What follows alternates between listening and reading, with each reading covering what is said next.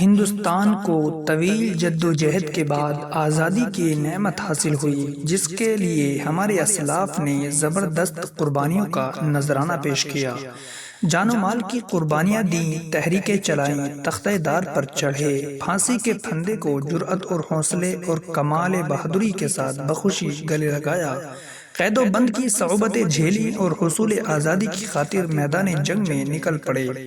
آخر غیر ملکی یعنی انگریز ملک سے نکل جانے پر مجبور ہوئے۔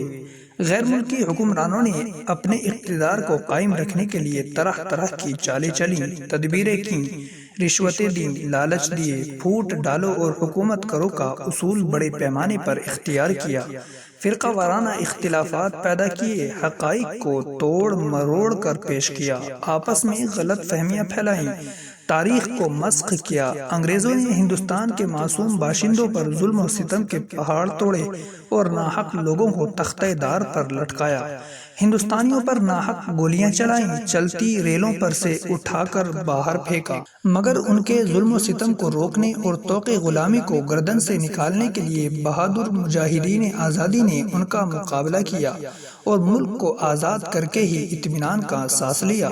ہندوستان کی تحریک آزادی میں مسلمانوں کا حصہ قدرتی طور پر بہت ممتاز اور نمایاں رہا ہے۔ انہوں نے جنگ آزادی میں قائد اور رہنما کا پارٹ ادا کیا۔ اس کی وجہ یہ تھی کہ انگریزوں نے اقتدار یعنی حکومت مسلم حکمرانوں سے چھینا تھا۔ اقتدار سے محرومی کا دکھ اور درد مسلمانوں کو ہوا، انہیں حاکم سے محکوم بننا پڑا، اس کی تکلیف اور دکھ انہیں جھیلنا پڑا، اسی لیے محکومیت اور غلامی سے آزادی کی اصل لڑائی بھی انہی کو لڑنی پڑی۔ انگریزوں سے باقاعدہ منظم جنگ نواب سراج الدولہ کے نانا علی وردی خان نے سن 1754 میں کی۔ کلکتہ کا ڈائمنڈ ہاربر اور فورٹ ولیم انگریزوں کا مرکز تھا۔ علی وردی خان نے فورٹ ولیم پر حملہ کر کے انگریزوں کو بھگایا۔ انگریز ڈائمنڈ ہاربر میں پناہ لینے پر مجبور ہوئے۔ اسے پہلی منظم اور مسلح جنگ آزادی قرار دیا جا سکتا ہے۔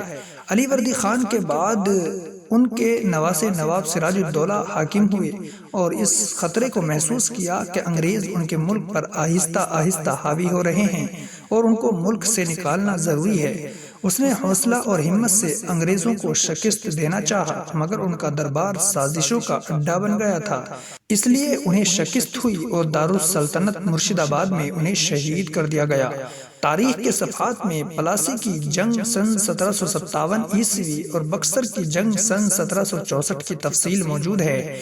یہ جنگ بھی ہندوستانیوں کی شکست پر ختم ہوئی۔ اس کے بعد انگریز بنگال، بہار اور اڑیسہ پر پوری طرح حاوی ہو گئے۔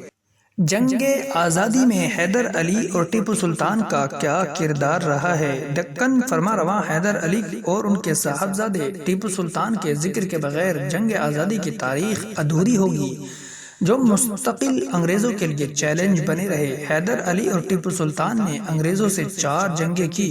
ٹیپو سلطان سن 1782 میں حکمراں ہوئے اور سن 1783 میں انگریزوں سے ٹیپو کی پہلی جنگ ہوئی اور انگریزوں کو شکست ہوئی۔ یہ جنگ سن 1784 میں ختم ہوئی۔ یہ میسور کی دوسری جنگ کہلاتی ہے۔ انگریز اپنی شکست کا انتقام لینے کے لیے بے چین تھے، چنانچہ سن 1792 میں انگریزوں نے اپنی شکست کا انتقام لیتے ہوئے حملہ کیا، مگر اپنے بعض وزراء اور افسران کی بے وفائی اور اپنی ہی فوج کی غداری اور اچانک حملے کی وجہ سے ٹیپو معاہدہ کرنے پر مجبور ہوئے۔ ٹیپو کو بطور تاوان 3 کروڑ روپے، نصف علاقہ اور 2 شہزادوں کو بطور یرغمال انگریزوں کو دینا پڑا۔ مفکر اسلام حضرت مولانا ابو الحسن علی میاں ندوی رحمہ اللہ لکھتے ہیں، سب سے پہلا شخص جس کو اس خطرے کا احساس ہوا وہ میسور کا بلند ہمت اور غیور فرما رواں فتح علی خان ٹیپو سلطان تھا، جس نے اپنی بالغ نظری اور غیر معمولی ذہانت سے یہ بات محسوس کر لی کہ انگریز اسی طرح ایک ایک صوبے اور ایک ایک ریاست ہضم کرتے رہیں گے اور اگر کوئی منظم طاقت ان کے مقابلے پر نہ آئی تو آخر کار پورا ملک ان کا لقمہ تر بن جائے گا۔ چنانچہ انہوں نے انگریزوں سے جنگ کا فیصلہ کیا اور اپنے پورے ساز و سامان، وسائل اور فوجی تیاریوں کے ساتھ ان کے مقابلے میں آ گئے۔ اب سنتے ہیں ٹیپو سلطان کی جدوجہد اور بہادری اور اولو العزمی کو۔ ٹیپو نے ہندوستان کے راجوں اور مہاراجوں اور نوابوں کو انگریزوں سے جنگ پر آمادہ کرنے کی کوشش کی۔ اس مقصد سے انہوں نے سلطان ترکی سلیم عثمانی، دوسرے مسلمان بادشاہوں اور ہندوستان کے امراء اور نوابوں سے خط و کتابت کی اور زندگی بھر انگریزوں سے سخت مارکہ آرائی میں مشغول رہے۔ قریب تھا کہ انگریزوں کے سارے منصوبوں پر پانی پھر جائے اور وہ اس ملک سے بالکل بے دخل ہو جائیں، مگر انگریزوں نے جنوبی ہند کے امراء کو اپنے ساتھ ملا لیا اور آخرکار اس مجاہد بادشاہ نے مئی سن 1799 کو سرنگا پٹنم کے مارکے میں شہید ہو کر سرخ روئی حاصل کی۔ انہوں نے انگریزوں کی غلامی اور اسیری اور ان کے رحم و کرم پر زندہ رہنے پر موت کو ترجیح دی۔ ان کا مشہور تاریخی مقولہ ہے کہ گیدڑ کی 100 سالہ زندگی سے شیر کی ایک دن کی زندگی اچھی ہے۔ جب جنرل کو سلطان کی شہادت کی خبر ملی تو اس نے ان کی نعش پر یعنی لاش پر کھڑے ہو کر یہ الفاظ کہے کہ آج سے ہندوستان ہمارا ہے۔ جنگ آزادی میں شاہ ولی اللہ اور ان کے شاگردوں کا کردار۔ ٹیپو سلطان کی شہادت نیز ہزاروں افراد کے قتل کے بعد ملک میں برطانوی اثرات بڑھتے چلے گئے۔ انگریز سیاسی اثرات بڑھانے کے ساتھ ساتھ مشنری ورک بھی کر رہے تھے۔ اس زمانے میں دینی مدارس بڑی تعداد میں تباہ کیے گئے۔ ان کوششوں کے ساتھ ساتھ دہلی میں ایک تحریک وجود میں آئی جس کے بانی شاہ ولی اللہ محدث دہلوی رحمہ اللہ تھے۔ ان کی وفات کے بعد ان کے صاحبزادے شاہ عبدالعزیز محدث دہلوی رحمہ اللہ نے اپنے والد کی تحریک کو بڑھایا۔ وہ انگریزوں کے سخت خلاف تھے۔ انہوں نے 1830 عیسوی میں انگریزوں کے خلاف جہاد کا مشہور فتویٰ دیا جس میں ہندوستان کو دارالحرب قرار دیا گیا اور سید احمد شہید رائے بریلوی رحمہ اللہ کو لبریشن مومنٹ کا قائد مقرر کیا۔ سن 1831 عیسوی میں سید احمد شہید رحمہ اللہ اور شاہ اسماعیل شہید رحمہ اللہ بالا کوٹ میں اپنے بے شمار رفقا اور ساتھیوں کے ساتھ اس ملک کے انسانوں کو آزادی دلانے کے لیے انگریزوں اور ان کے اتحادی سکھ ساتھیوں کے خلاف جہاد میں شہید ہوئے، لیکن یہ تحریک چلتی رہی۔ مولانا نصیر الدین دہلوی رحمہ اللہ نے قیادت کی ذمہ داری سنبھالی۔ 1840 عیسوی میں آپ کی وفات ہوئی۔ ان کے بعد مولانا ولایت علی عظیم آبادی رحمہ اللہ اور ان کے بھائی مولانا عنایت علی عظیم آبادی رحمہ اللہ نے اس تحریک کو زندہ رکھنے میں اہم کردار ادا کیا۔ اس طرح یہ جہاد کا قافلہ برابر حتیٰ کہ سن 1857 عیسوی تک لے آیا۔ علماء کی اس تحریک کو انگریزوں نے وہابی تحریک کے نام سے مشہور کیا، جو نجد کے محمد بن عبد الوہاب نامی عالم کے نظریات پر مبنی تھی، لیکن حقیقت یہ ہے کہ اس تحریک کے اکثر افراد ہندوستان ہی کے مشہور عالم شاہ ولی اللہ محدث دہلوی رحمہ اللہ کے تربیت یافتہ تھے اور یہ تحریک انہی کے نظریات پر مبنی تھی، اس لیے اسے ولی اللہ تحریک کا نام دیا جانا چاہیے۔ انگریزوں کے خلاف علم بغاوت بلند کرنے میں علماء کرام کی کیا خدمات ہیں۔ سن 1857 میں شاہ ولی اللہ اور شاہ عبدالعزیز محدث دہلوی رحمہ اللہ اور شاہ اسحاق محدث دہلوی رحمہ اللہ اور ان کے شاگردوں کی محنت رنگ لائی اور 1857 عیسوی میں علماء کرام کی ایک جماعت تیار ہوئی۔ ان میں مولانا احمد اللہ شاہ مدراسی رحمہ اللہ، مولانا رحمت اللہ کیرانوی رحمہ اللہ، مولانا فضل حق خیرآبادی رحمہ اللہ، مولانا سرفراز رحمہ اللہ، حاجی امداد اللہ مہاجر مکی رحمہ اللہ، مولانا رشید احمد گنگوہی رحمہ اللہ، مولانا قاسم نانوتوی رحمہ اللہ، حافظ ضامن شہید رحمہ اللہ اور مولانا منیر نانوتوی رحمہ اللہ خاص طور پر قابل ذکر ہیں۔ غدر کے زمانے میں مولانا فضل حق خیرآبادی رحمہ اللہ نے انگریزوں کے خلاف فتویٰ مرتب کرایا جس پر علماء دہلی سے دستخط لیے گئے اور یہی فتویٰ مولانا کی گرفتاری کا سبب بنا۔ جب مولانا پر مقدمہ چلا اور جہاد کے فتوے کی عدالت نے تصدیق چاہی تو مولانا نے کھل کر کہا کہ فتویٰ میرا ہی مرتب کیا ہوا ہے۔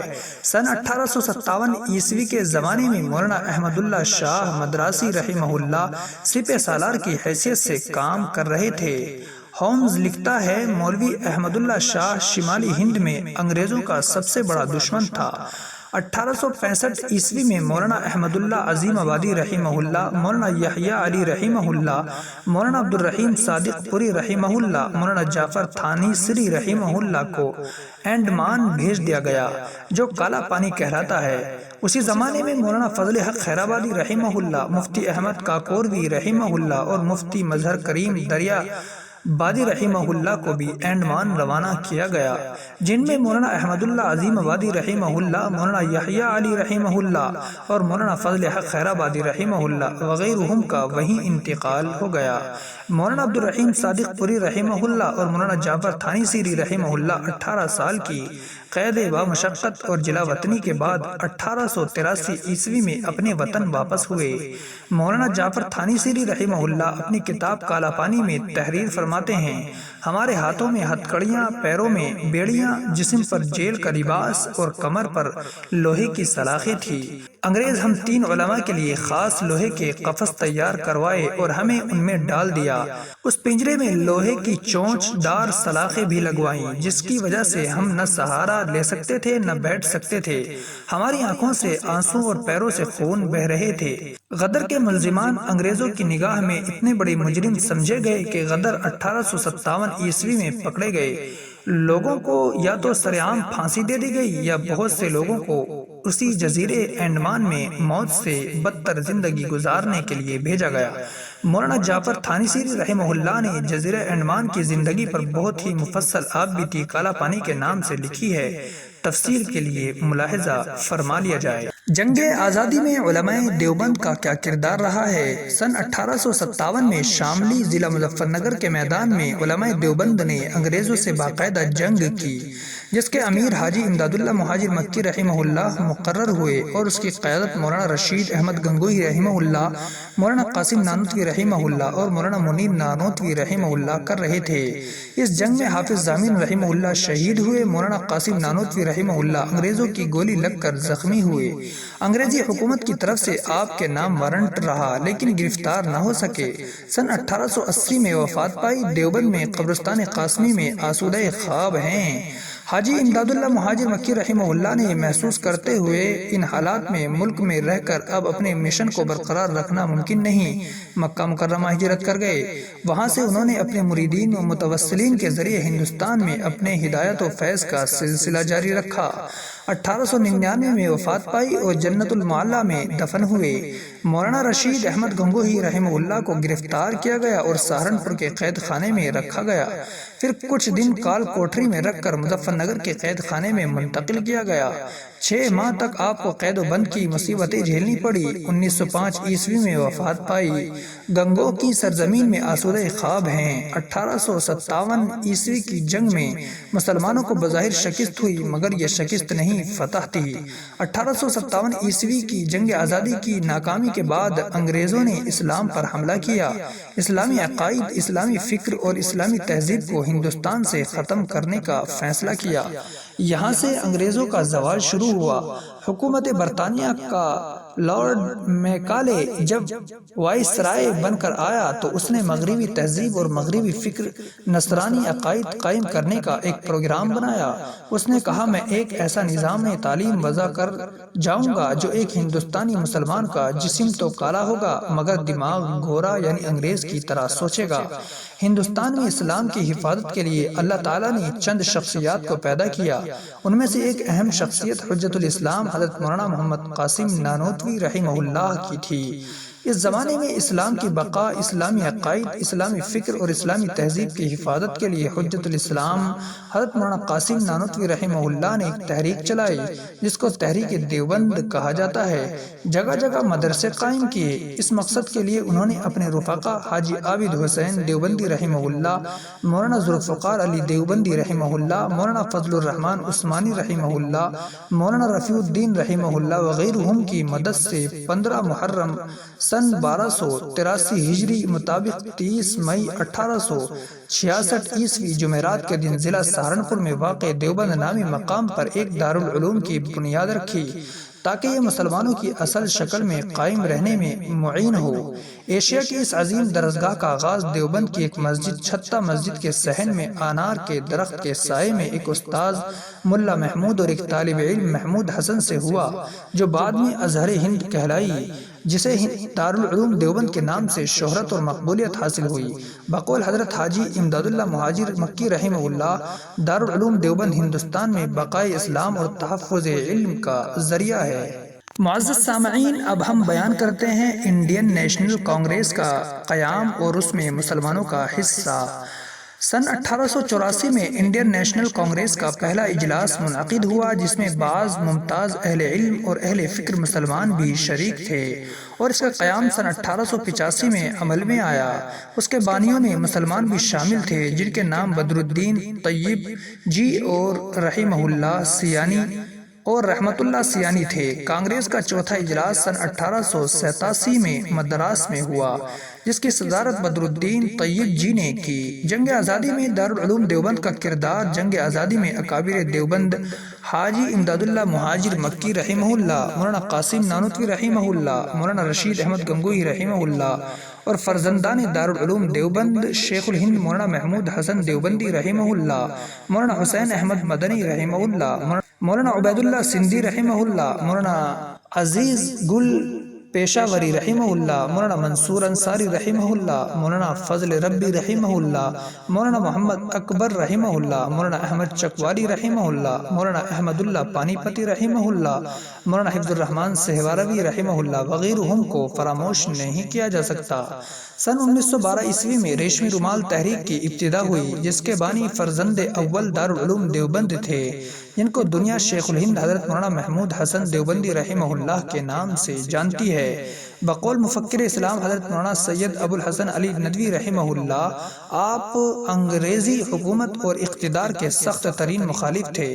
سلطان ٹیپو کے بعد انگریزوں کا ایسا دشمن اور مخالف دیکھنے میں نہیں آیا۔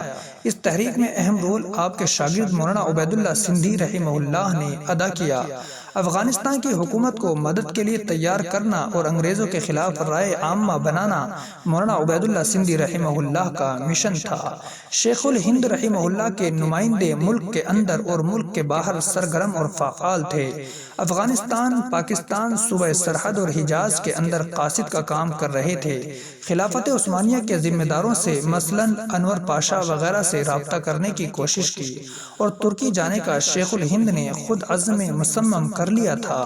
اس مقصد کے لیے پہلے وہ حجاز تشریف لے گئے اور وہاں تقریباً 2 سال قیام رہا۔ اس اثنا میں 2 حج کیے، مکہ مکرمہ پہنچ کر حجاز میں مقیم ترک گورنر غالب پاشا سے ملاقات کی، اور ترکی کے وزیر جنگ انور پاشا سے بھی ملاقات کی، جو ان دنوں مدینہ آئے ہوئے تھے۔ انہیں ہندوستان کی صورتحال سے آگاہ کیا اور اپنے منصوبوں سے واقف کرایا۔ ان دونوں شیخ الہند رحمہ اللہ کے خیالات سے اتفاق کرتے ہوئے ان کے منصوبے کی تائید کی، اور برطانوی حکومت کے خلاف اپنے اور اپنی حکومت کے تعاون کا یقین دلایا۔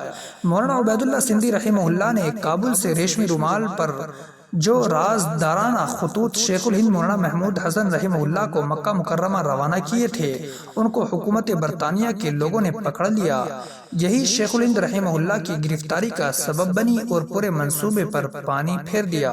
سن 1916 عیسوی میں شریف حسین کی حکومت نے ان کو مدینہ منورہ میں گرفتار کر کے انگریزی حکومت کے حوالے کر دیا۔ شریف حسین نے خلافت عثمانیہ کے خلاف بغاوت اور غداری کی تھی۔ وہ برطانوی حکومت کا وفادار دوست تھا اور خلافت عثمانیہ اور مسلمانوں کی تحریک آزادی کا شدید مخالف تھا۔ سن 1917 عیسوی میں شیخ الہند رحمہ اللہ اور ساتھیوں کو بحیرہ روم میں واقع جزیرہ مالٹا جلا وطن کیا گیا۔ مولانا حسین احمد مدنی رحمہ اللہ، مولانا عزیز گل پیشاوری رحمہ اللہ، مولانا حکیم نصرت حسین رحمہ اللہ، مولانا وحید احمد رحمہ اللہ وغیرہ نے مدتوں اپنے استاد شیخ الہند رحمہ اللہ کے ساتھ مالٹا کے قید خانے میں سختیاں برداشت کی۔ مالٹا کے قید خانے میں انگریزوں نے شیخ الہند رحمہ اللہ کے ساتھ ظالمانہ برتاؤ کیا، سخت سے سخت سزائیں دی گئیں۔ چنانچہ مولانا حسین احمد مدنی رحمہ اللہ فرماتے ہیں کہ جب شیخ الہند رحمہ اللہ کو مالٹا جیل میں نظر بند کیا گیا تو انگریز میرے استاذ کو ایک تہہ خانے میں لے گئے اور لوہے کی گرم تپتی ہوئی سلاخیں لے کر کمر پر لگاتے رہے، اور ساتھ میں یہ فرماتے رہے کہ اے محمود حسن، انگریز کے حق میں فتویٰ دے دے۔ جب شیخ الہند رحمہ اللہ ہوش میں آتے تو صرف یہی فرماتے کہ اے انگریز، میرا جسم پگھل سکتا ہے، میں بلال کا وارث ہوں، میری جلد ادھر سکتی ہے لیکن میں ہرگز تمہارے حق میں فتویٰ نہیں دے سکتا۔ شیخ الہند کی تحریک میں مولانا منصور انصاری رحمہ اللہ، مولانا فضل ربی رحمہ اللہ، مولانا فضل محمود رحمہ اللہ، مولانا محمد اکبر رحمہ اللہ کا شمار اہم ارکان میں تھا۔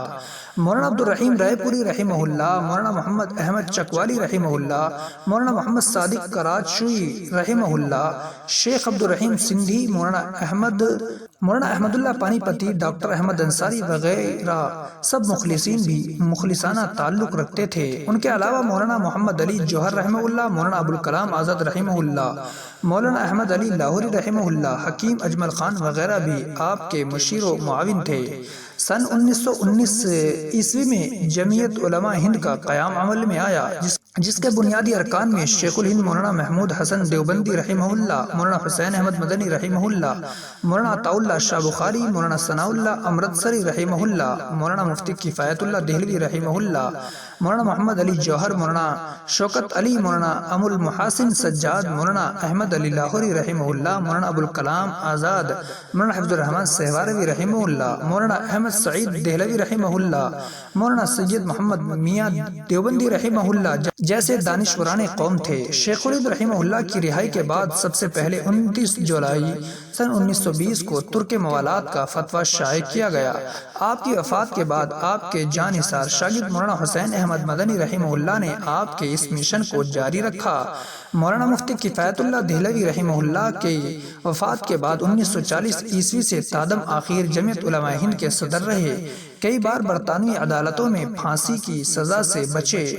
آپ انگریزوں کی حکومت سے سخت نفرت رکھتے تھے۔ آپ دارالعلوم دیوبند کے شیخ الحدیث کے منصب پر بھی فائز تھے۔ آزادی کے بعد اصلاحی کاموں میں مصروف ہو گئے، دینی خدمت و تزکیہ نفوس کے مقدس مشن میں لگے رہے۔ 5 دسمبر 1957 میں وفات پائی۔ دیوبند میں قبرستان قاسمی میں آسودہ خواب ہیں۔ تحریک خلافت اور ہندو مسلم اتحاد۔ 1919 عیسوی میں جلیاں والا باغ سانحہ جس میں کئی افراد ہلاک ہوئے، انہیں ایام میں تحریک خلافت وجود میں آئی، جس کے بانی مولانا محمد علی جوہر تھے۔ اس تحریک سے ہندو مسلم اتحاد عمل میں آیا۔ گاندھی جی علی برادران یعنی مولانا محمد علی جوہر و مولانا شوکت علی اور مسلم رہنماؤں کے ساتھ ملک گیر دورہ کیا۔ اس تحریک نے عوام اور مسلم علماء کو ایک پلیٹ فارم پر کھڑا کر دیا، جن میں شیخ الہند مولانا محمود حسن دیوبندی رحمہ اللہ، مولانا عبدالباری فرنگی محلی رحمہ اللہ، مولانا آزاد سبحانی، مولانا ثناء اللہ امرتسری رحمہ اللہ، مفتی کفایت اللہ دہلوی رحمہ اللہ، مولانا سید محمد فاخر، مولانا سید سلیمان ندوی رحمہ اللہ، مولانا احمد سعید دہلوی وغیرہم شریک تھے۔ الغرض ہندوستان کے اکابر علماء نے سالہ سال کے اختلافات کو نظر انداز کر کے تحریک خلافت میں شانہ بشانہ کام کیا۔ 1931 عیسوی میں مولانا محمد علی جوہر گول میز کانفرنس لندن میں شرکت کے لیے گئے اور وہیں انتقال کر گئے۔ حکومت نے اپنے خرچ پر ان کی لاش کو بیت المقدس بھیجا۔ اسی مقدس سرزمین میں آسودہ خواب ہیں۔ تحریک ترک موالات۔ 1920 عیسوی میں گاندھی جی اور مولانا عبدالکلام آزاد نے غیر ملکی مال کے بائیکاٹ اور نان کو آپریشن کی تجویز پیش کی۔ یہ بہت کارگر ہتھیار تھا جو اس جنگ آزادی اور قومی جدوجہد میں استعمال کیا گیا۔ انگریزی حکومت اس کا پورا نوٹس لینے پر مجبور ہوئی اور اس کا خطرہ پیدا ہوا کہ پورا ملکی نظام مفلوج ہو جائے اور عام بغاوت پھیل جائے۔